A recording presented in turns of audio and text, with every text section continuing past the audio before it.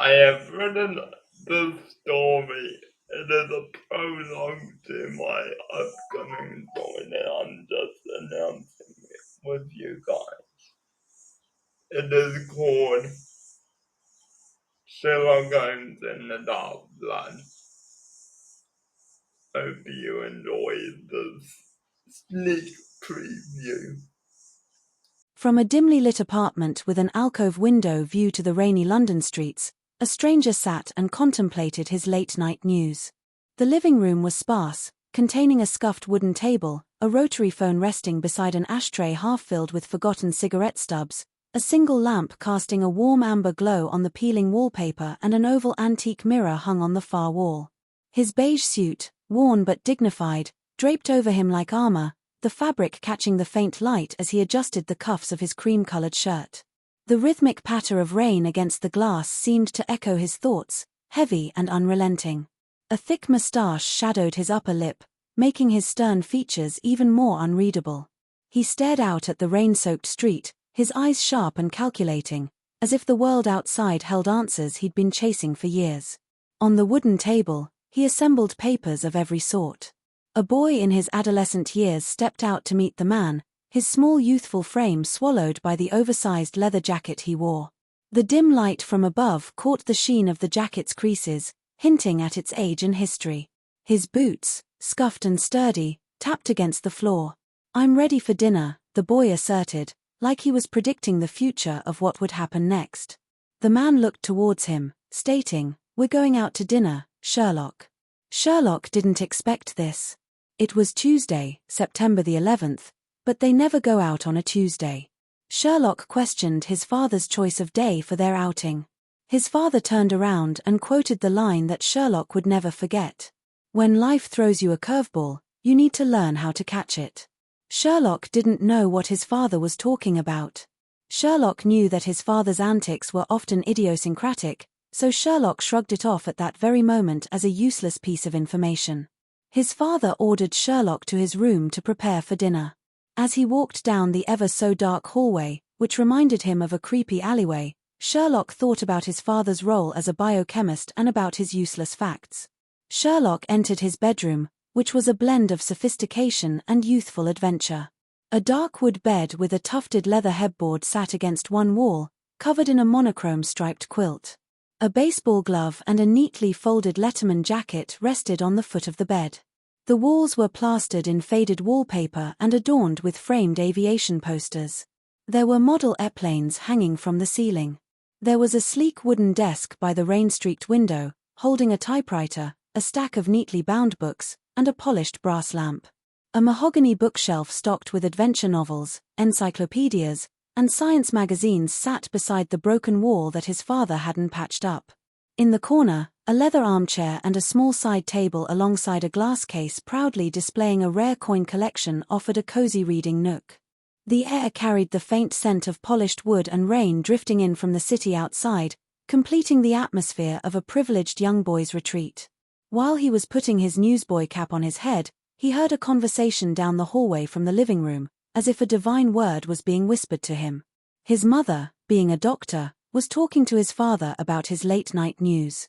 He was muttering about one paper on his desk.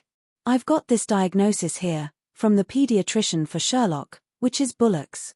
I think he is on crack because he has diagnosed our son with early infantile autism." He sounded very sarcastic, as if he had busted a theory that he read from his local newspaper. He continued in this sarcastic tone for the rest of the diagnosis rant as he continued to read. "Our son does not have an intellectual impairment," his father protested. Irritation flickered in his voice as he resumed reading. "These symptoms describe a demon from hell." He snarled, his stubbornness a palpable thing in the air, thick with anger. Sherlock didn't believe what he was hearing. He knew that his father's late-night news was about him. "Do I have autism?" Sherlock pondered. Sherlock was no ordinary kid. Being considered an outsider by his school peers, he did not mind being called a demon from hell. He was so excited to hear the news, not that he knew what it was or what it would mean, but he couldn't wait to find out. He appeared out of the dark hallway that haunted him for years, standing at the entry of the kitchen and lounge room, and greeted his mother enthusiastically. His emotions spilled onto the kitchen's floor, which became the new canvas. Questions started coming out of Sherlock like a gossiper on the streets of London. What is this autism that you are speaking about? Sherlock was in anticipation of what they would have said next. His mother, seeing the nervous wreck of her husband, dissimulated the truth about her husband's late-night news. Your father, William, is applying for a major at the University of Texas in Austin and is having a difficult time with his application. Sherlock knew that his mother was lying to him. Why would his father be going to America to study? Sherlock pondered. Sherlock saw her as an angel in her white dress, but she lost her shine. He remarked, "The reason that he hasn't got accepted is that we do not live in America." His mother was so shocked by his response that her halo fell to the ground.